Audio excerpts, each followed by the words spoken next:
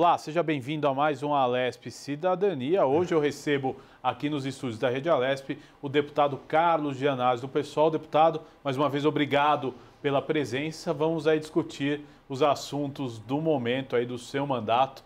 Muito obrigado pela presença, deputado. Eu que agradeço, Guga. Muito bom estar aqui nessa TV pública da Assembleia Legislativa. Deputado, muito o senhor tem falado e acho que a grande discussão do momento é a volta às aulas nas escolas estaduais, que aconteceram aí no início do mês, as escolas municipais aqui recentemente voltando também, né, deputado? Qual que é o cenário que o senhor diagnosticou, que o senhor foi presente em muitas escolas, tem conversado com os professores? O que o senhor tem para trazer aí para o nosso telespectador? Olha, Guga, um verdadeiro fracasso está sendo esse movimento dos governos estadual e municipal nessa orientação criminosa e genocida de volta às aulas. Primeiro que os pais não estão confiando nas orientações dos dois governos, que eles não se responsabilizam por nada. O pai tem que se responsabilizar. Ele assina um documento se responsabilizando pela contaminação dos seus filhos. Então, a mensagem que o poder público está passando para os pais é a seguinte: olha, nós não garantimos que não haverá contaminação, a responsabilidade é de vocês, é da família, é do responsável pela criança ou pelo adolescente. Isso faz com que... E a população sabe que as nossas escolas não estão preparadas para receber os alunos, né? Não só pelos fatores internos das escolas, sobretudo as públicas, da rede estadual, da rede municipal também, que são escolas sucateadas, degradadas, sem investimento governamental, que precisam de reformas, ainda mais agora nesse processo de pandemia, depois na pós-pandemia, as escolas não têm arejamento, não têm ventilação, não têm produtos de higiene, né? São escolas que muitas delas são verdadeiras cadeias penitenciárias do ponto de vista da sua arquitetura. Então não é possível a volta às aulas. E sem contar também que é impossível a realização, o cumprimento dos protocolos sanitários estabelecidos pelo poder público. Porque é engraçado que esses tecnocratas, esses burocratas que organizam tanto os protocolos como também as determinações de volta às aulas, parece que eles não conhecem o funcionamento de uma escola, né? Como que é o chão da sala de aula, da escola, do funcionamento do pátio da escola. Que é muita teoria e pouca prática. Totalmente, muita teoria, muita prática, né? Porque é inviável você manter distanciamento com crianças, com adolescentes. Eu fico imaginando uma escola de educação infantil, onde... Por exemplo, o básico da educação infantil é, sobretudo, o desenvolvimento motor e lúdico das crianças. Tem relação entre as crianças. Tem relação entre elas. Então, não é possível esse tipo de cumprimento de protocolo. É inviável, sem contar que não há infraestrutura para isso. O próprio governo não oferece máscaras em número suficiente, álcool em gel também no número suficiente. Na rede estadual, teve álcool em gel vencido, que foi enviado para as escolas. Eu recebi várias denúncias com fotografias, com os potes, né? Na rede municipal nós temos também já algumas denúncias, mas enfim. Então, do ponto de vista interno da escola não é possível. E tem os fatores externos também. Como que você determina a volta às aulas no pior momento da pandemia? Nós estamos com mais de 1.000 pessoas morrendo todos os dias. Chegamos a 1.400 e a última contagem... Próximo a 1.500. É quase 1.500, Guga. Mas a média é de 1.100, mais ou menos. Então é o pior momento com as novas cepas, com as novas variantes chegando. Nós estamos já com cidades com lockdown. Araraquara fechou a cidade praticamente, lockdown total lá, já tem a variante do vírus de Manaus e do Reino Unido. Ontem eu conversei com os professores de Guapiara, que é um município aqui, do Alto Vale, indo para o Alto Vale do Ribeira, lá fechou tudo também, lá toque de recolher em Guapiara, a contaminação lá é muito alta. E a Piaí também, ontem decretou toque de recolher com decreto, suspendendo todas as atividades, inclusive as escolas devem permanecer fechadas, sem ninguém, inclusive, né? Embora eu recebi uma denúncia de que a diretoria de ensino da região está determinando que os professores fiquem nas escolas, mesmo sem alunos, que é um absurdo, que é um crime. Então, eu estou tomando providências em relação a isso. Então, no pior momento da pandemia, os governos Dória e Bruno Covas determinam a volta às aulas presenciais. Então, isso é muito grave, por isso que foi decretada a greve sanitária. As greves sanitárias, tanto na rede estadual como também na rede municipal, que tem todo o nosso apoio. Quais os resultados? Eu tenho ido nas duas redes de ensino, na rede estadual e municipal, acompanhar. Olha, primeiro que as crianças não estão indo, em geral. Essa determinação, ela é um verdadeiro fracasso, porque as famílias não estão confiando, são poucos alunos, a frequência é baixíssima, né? Os professores estão resistindo, a orientação das entidades representativas dos servidores da educação é pela greve, pelo não comparecimento nas escolas. E a população, ela tem percebido isso. E é lógico que os professores querem voltar, querem lecionar presencialmente, querem abraçar os seus alunos, mas não nessas condições. Então, as exigências são as seguintes: primeiro, tem que vacinar todos os profissionais da educação, as professoras, os professores, os servidores do quadro de apoio escolar, os gestores, as diretoras, supervisoras de ensino, as coordenadoras pedagógicas, todos os servidores que trabalham dentro das escolas devem ter prioridade também na vacinação. Primeiro o pessoal da saúde e depois os servidores da educação. Já que o governo fala tanto que é uma atividade essencial a educação, e é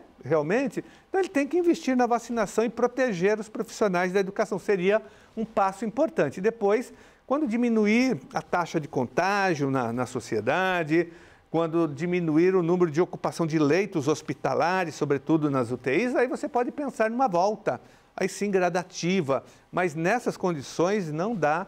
E essa greve, eu digo que é uma greve em defesa da vida, né? Para nós, escola fechada significa vida preservada, né? Isso é importante. Olha, escola fechada, vida preservada. Como é que o senhor vê, né, por exemplo, a priorização de vacinação de alguns grupos e, de repente, professores e profissionais da segurança pública ainda de fora? Como é que você vê isso, deputado? Olha, eu acho que você tem que priorizar os grupos que estão atendendo diretamente, fisicamente a população. Esses são os grupos prioritários. Primeiro, o pessoal da saúde. O pessoal da saúde, a linha de frente, eles devem ter a prioridade número 0, do ponto de vista de categoria profissional, né?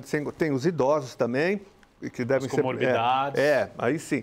Mas do ponto de vista das categorias profissionais, em seguida o pessoal da educação, o pessoal da segurança pública, da assistência social, que atende também as assistentes sociais, o pessoal os psicólogos que atendem presencialmente, eles devem ser vacinados também. Então, o pessoal da assistência social, os servidores que estão atendendo a população são as categorias prioritárias. Então, saúde, educação, segurança pública, o pessoal do sistema prisional, o pessoal da Fundação Casa, importante, né?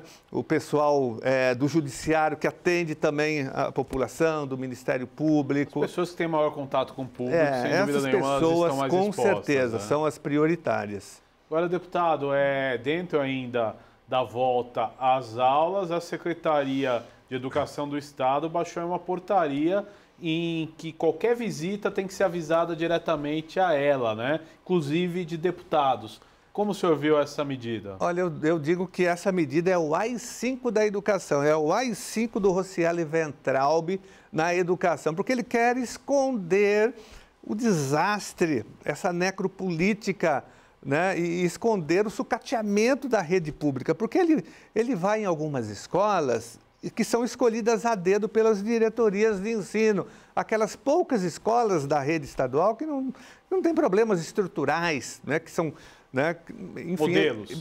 Mais ou menos uma escola modelo que não tem problema. Então ele vai lá, faz vídeo, coloca no Facebook dele, toca violão, que ele canta e toca as músicas do Legião Urbana, do Renato Russo, mas ele não deveria tocar porque ele não tem moral para tocar.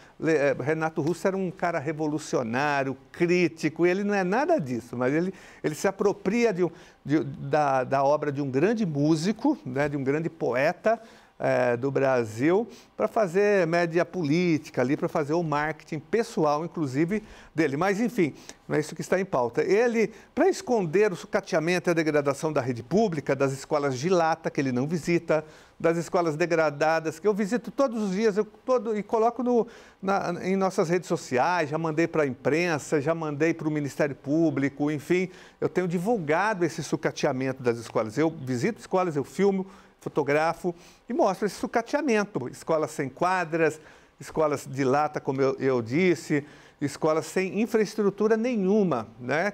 Aí, como ele tem medo que isso apareça, então ele baixou um comunicado, na verdade, que nem foi publicado em Diário Oficial, estranhamente endereçado a todas as escolas da rede, dizendo que você tem que pedir autorização prévia ou fazer um agendamento prévio junto à diretoria de ensino para entrar numa escola.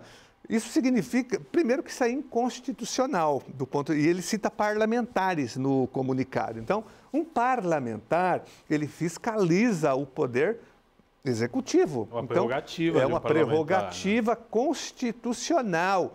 Então, por exemplo, eu como deputado, eu fiscalizo escolas, delegacias de polícia, penitenciárias, hospitais públicos, equipamentos públicos do Estado em geral. O deputado tem a prerrogativa de fiscalizar para melhorar o atendimento. Um deputado tem que pedir autorização para fiscalizar. Isso não existe, entendeu? Ele coloca questões sanitárias, mas quando eu visito uma escola, eu vou de máscara, mantenho o distanciamento, álcool em gel, né? E as escolas também, elas orientam nesse sentido. Agora, não só um parlamentar está vetado, né, de fazer a fiscalização, mas ele está vetando os representantes sindicais, ele está vetando o Conselho Tutelar da Criança e do Adolescente, ele está vetando um promotor de justiça, por exemplo, que tenha que fazer uma fiscalização. Quer dizer, por exemplo, e um deputado, juiz de uma vara da infância e da juventude que resolva fazer uma fiscalização, ele vai ter que pedir uma autorização, um comunicado prévio para a diretoria de ensino. Quer dizer que o sindicato dos professores, por exemplo, não pode fiscalizar como estão as condições, por exemplo, professores. De trabalho dos professores, exatamente. É isso que ele está dizendo nesse comunicado. Então, ele é inconstitucional, porque ele veta a fiscalização. E ele entra em contradição, porque ele diz que é para manter a segurança sanitária, para as pessoas não levarem o vírus para o ambiente escolar. Olha, então ele não confia nas escolas, ele não confia na gestão da escola, que em tese faz essa fiscalização. Quando uma pessoa entra numa escola, ela tem que entrar de máscara, ela tem que manter o distanciamento.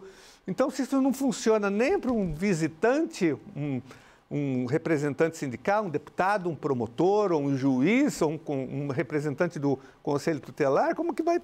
Então, não vai funcionar na escola também. Então, é uma falácia, é um AI-5, é uma tentativa de esconder, inclusive da imprensa, da opinião pública, o desastre que é a rede estadual de ensino, a falta de investimento, sucateamento e a degradação das nossas escolas, porque o governo do PSDB nunca investiu nas reformas para valer. Então, é isso que ele pretende esconder. Mas eu já acionei o Ministério Público contra esse comunicado e também a nossa comissão de prerrogativas que existe aqui na Assembleia Legislativa. Já pedi que a mesa diretora tome providências, porque ele está impedindo que deputados fiscalizem o Poder Executivo, e isso é ilegal, é inconstitucional. Ele está cometendo um crime de responsabilidade, inclusive.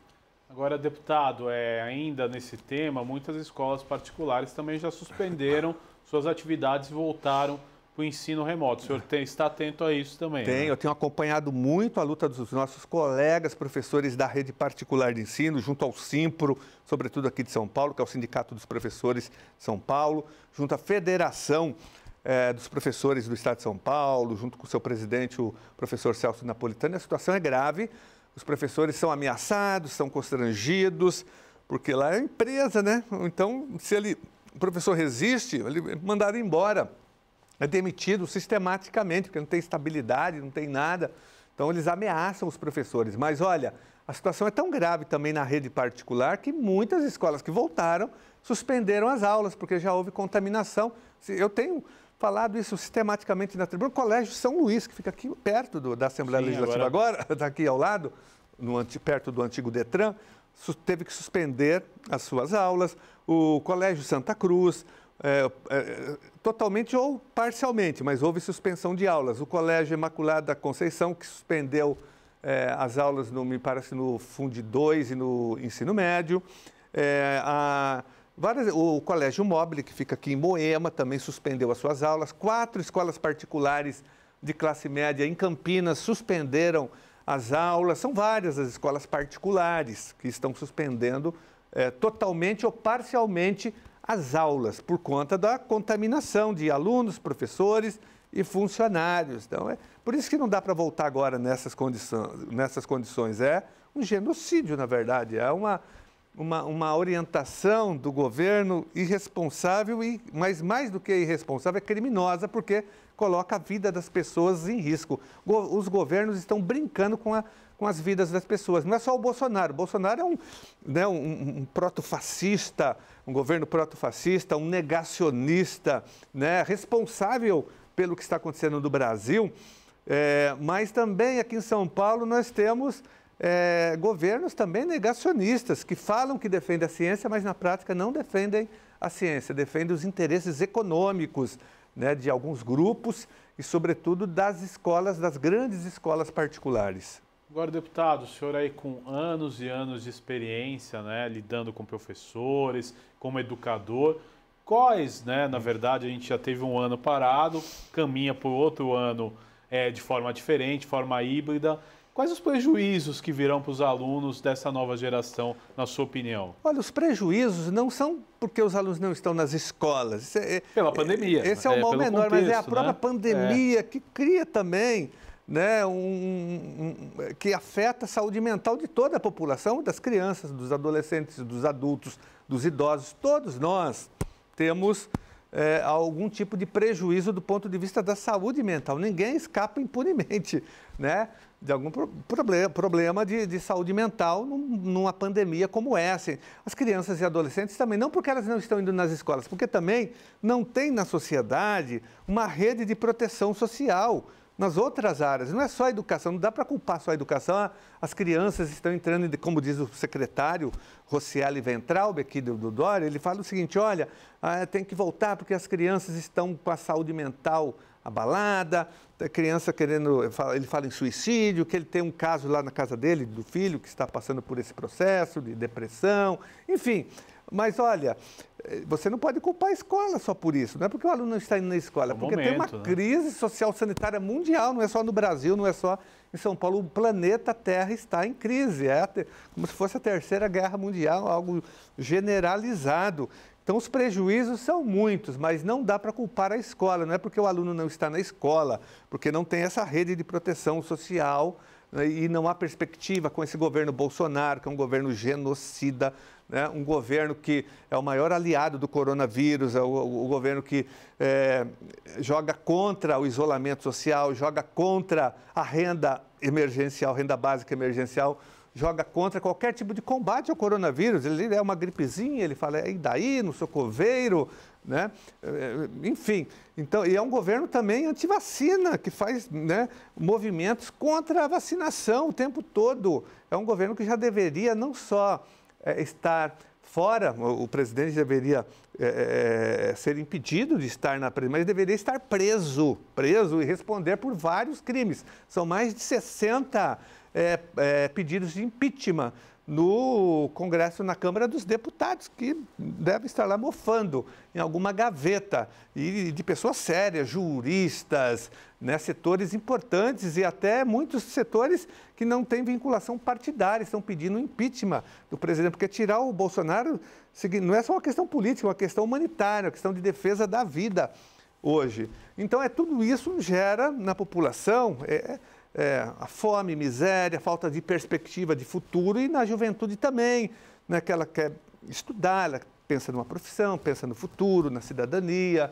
ela tem sonhos, e ela vê um futuro sombrio por conta não só do vírus. O vírus é um problema, mas tem a questão política desse protofascismo, o negacionismo, a intolerância política. Não há perspectiva política hoje no Brasil com o governo Bolsonaro, com o governo Dória aqui em São Paulo. A situação é muito difícil. Agora, deputado, até para encerrar esse assunto e a gente já ir para o próximo assunto da pauta, o senhor acredita que a justiça ou o governo possa voltar atrás com os números da pandemia crescentes, ou o senhor acha que isso já está dado e nas suas fiscalizações você mesmo diagnosticou que os pais mesmo não estão mandando os filhos? O senhor acha que o caminho vai ser esse? Eu acho que, se depender do governo, a gente não tem saída hoje no Brasil, nem do governo Bolsonaro e nem do governo Dória, porque o Dória também é um marqueteiro de quinta categoria, faz marketing com tudo. Ele nem empresário, é um marqueteiro, né? Ele faz marketing com a vacina.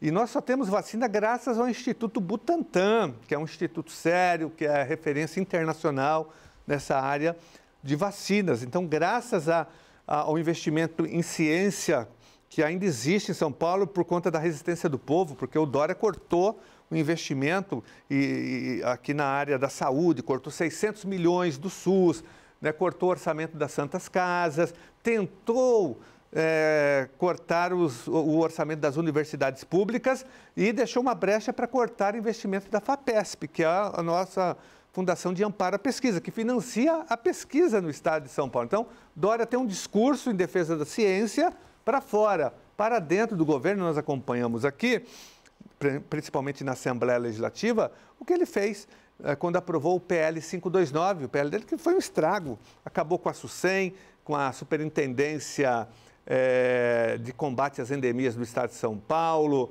né, tentou acabar com o Oncocentro, nós conseguimos deter. Então, ele fez vários ataques à ciência, ao ensino e à pesquisa através do PL 529. Nós conseguimos reverter alguns estragos, mas o maior estrago ele conseguiu fazer. Então, nessa perspectiva, nós não podemos esperar muito dos governos. O povo tem que reagir. O povo tem que reagir pelas redes sociais, indo às ruas com segurança, logicamente, sanitária, porque vai ser difícil depender do governo para a gente sair da crise econômica, social, sanitária, né, que o país vive hoje. E o estado de São Paulo também vive esse drama, porque nós não temos um governo sério em São Paulo. Agora, deputado, uma das suas ações aqui nos últimos dias na casa, o governo do estado pretende aí transferir de local o Hospital Darcy Vargas, no bairro do Morumbi, que é um hospital referência no atendimento aí a crianças, né? O senhor tem batalhado para que isso não aconteça, né? Eu, inclusive, fui ao hospital recentemente, participei de uma reunião, de um ato de resistência com servidores, médicos, enfermeiras, pais de pessoas que estão lá, de crianças que estão lá, e de ex-pacientes, crianças que se curaram, hoje são crianças, são adolescentes, são adultos, olha, e o hospital é um hospital de excelência, uma referência em toda a América Latina de atendimento de doenças graves e raras na infância.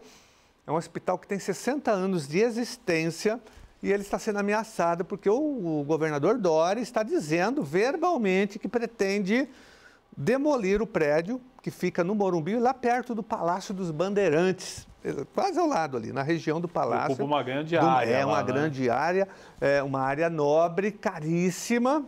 O terreno tem um alto valor para especulação imobiliária, e ele diz claramente que vai demolir e entregar para alguma empreiteira. E essa empreiteira, essa empresa, vai construir um hospital na região do CEAGESP, ali perto. É isso que ele pretende. Como que ele vai demolir um hospital consolidado naquele lugar, dizendo que ali não é difícil o acesso? Mentira, lá perto já tem metrô, né, tem ônibus. A população nunca reclamou do acesso. Na verdade, ele vai beneficiar os seus amigos empreiteiros. Ele vai entregar um terreno de alto valor imobiliário para empreiteiras que são próximas a ele, com certeza, empresários da construção civil. Em troca, eles vão construir um outro hospital numa outra região. Então, agora nós já estamos acionando o Ministério Público, Tribunal de Contas, nós vamos aos tribunais internacionais, porque isso vai ser um crime de lesa humanidade, destruir um hospital como o Hospital Darcy Vargas, 60 anos de existência. A população vai reagir com veemência, eu tenho certeza, porque o que o Dória sabe fazer é marketing e negócios com as coisas do Estado, é privatizar, terceirizar, dilapidar o patrimônio público. A especialidade dele é vender tudo que é público, tudo ele vai entregando na iniciativa privada, o ginásio de Ibirapuera, o zoológico, o Instituto Biológico, tudo que ele encontra pela frente, ele vai privatizando, terceirizando, entregando para os empresários terem lucros com as coisas que o Estado construiu. Agora, deputado, voltando aqui para a Assembleia Legislativa, né?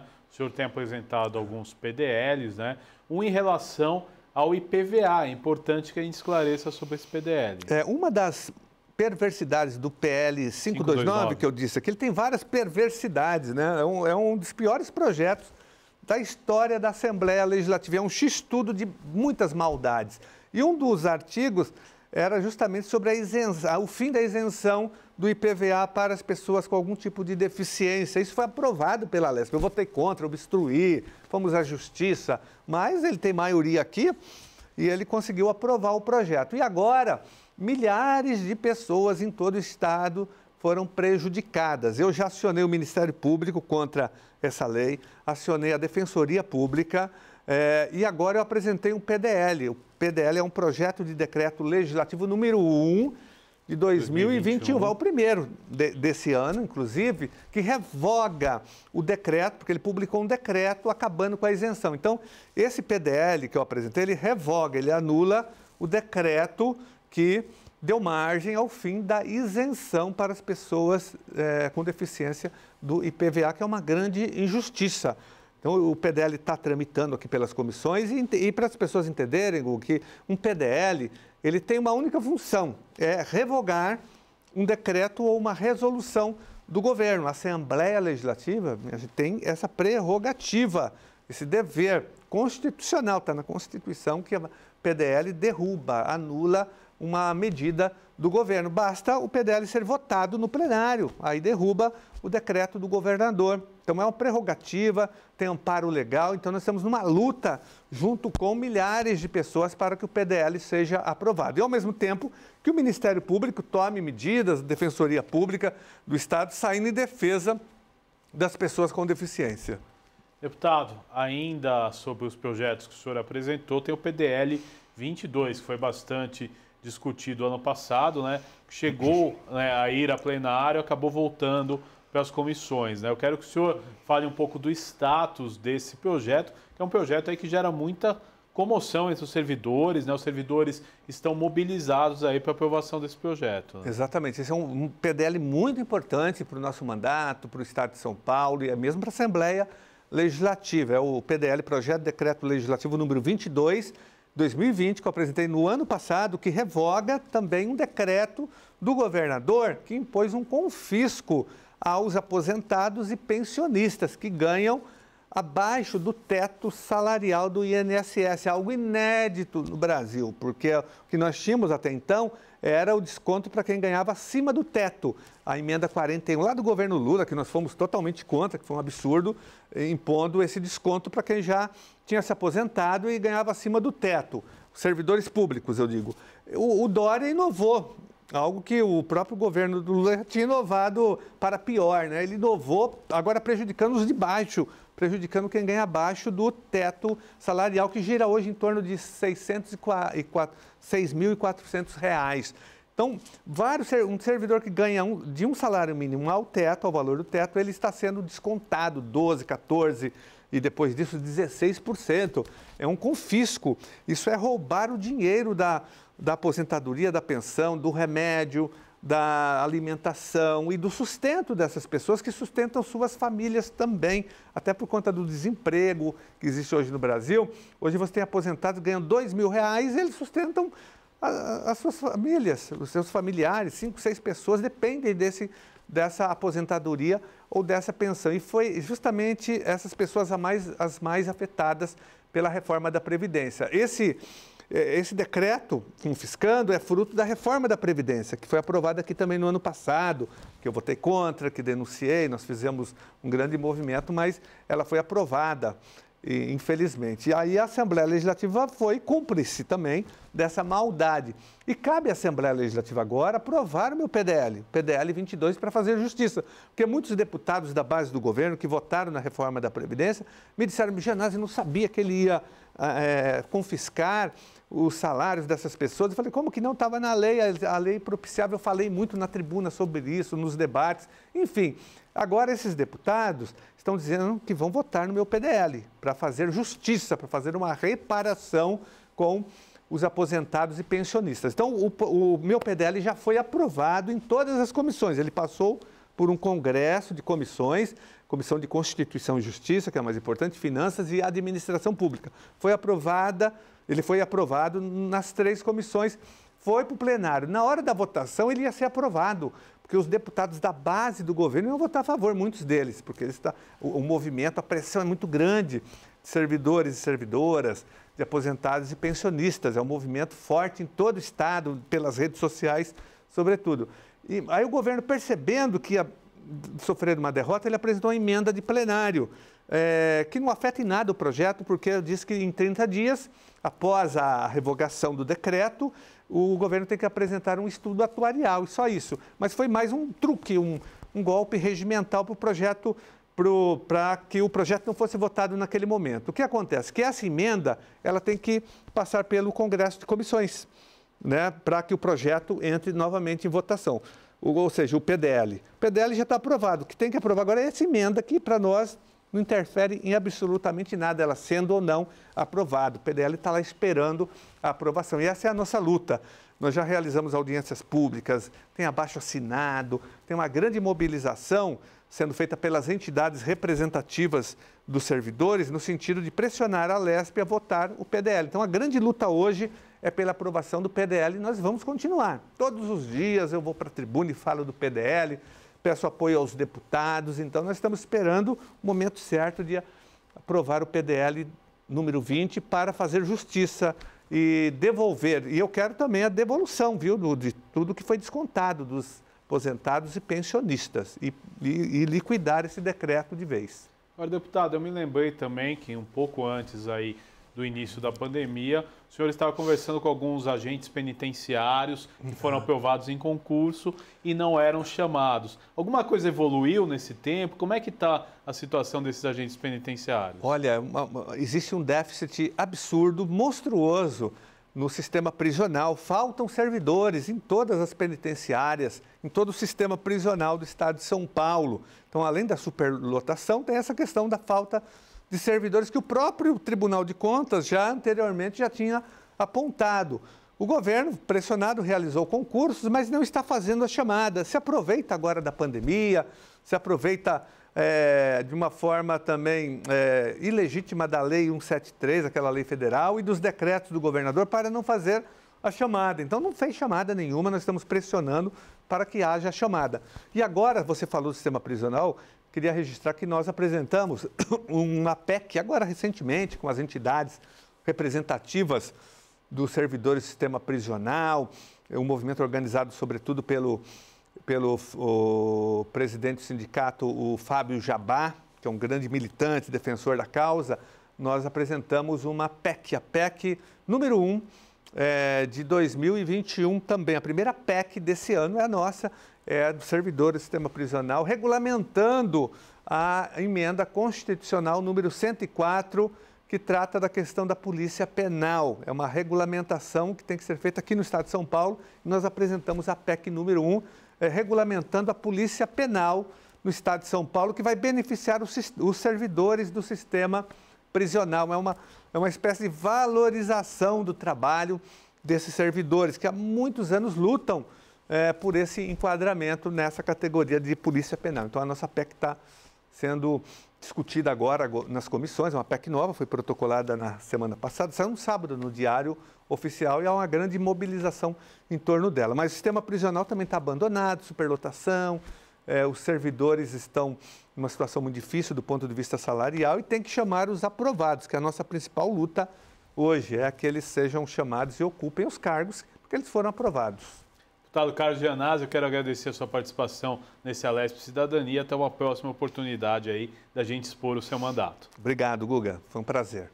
Esse foi mais um Alesp Cidadania. Você continua agora com a programação da Rede Alesp. Eu quero convidar você a acessar as nossas redes sociais, o nosso canal no YouTube, também o nosso Facebook e o nosso Instagram. Até um próximo encontro.